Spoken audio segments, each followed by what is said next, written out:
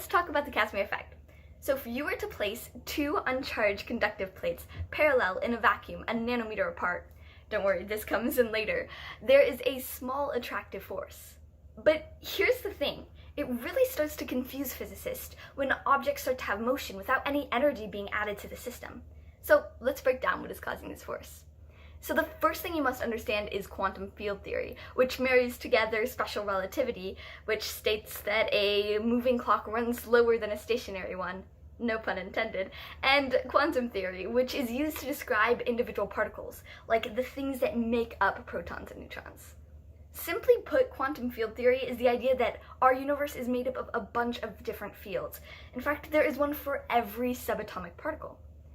The second thing you must understand is that particles can be described as disturbances or vibrations or even ripples in these fields. Now on to the fun bit. So what happens to these fields in a vacuum? Well, I'm so glad you asked. See, the thing is that these fields make up our universe, so they have to be there for the vacuum to even exist in the first place. Another thing to understand is that these fields have something called zero-point energy, which is the lowest energy level they can have in order to exist. And another thing is that these fields are not static, meaning that their energy is constantly oscillating between points on the fields. And sometimes these oscillations can turn into mini propagations that produce a particle and antiparticle pair. And these are called virtual particles. Now, the thing is, virtual particles, because of their low energy, cannot be observed like regular particles. However, their effects can be.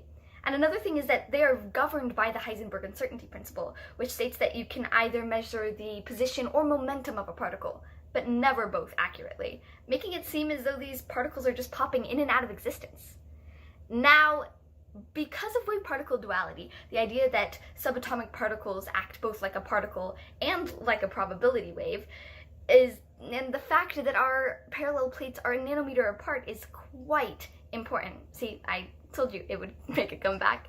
A nanometer is half the wavelength of light, meaning that only virtual particles with a small wavelength can fit in between the two plates, while any and all can fit on the outside.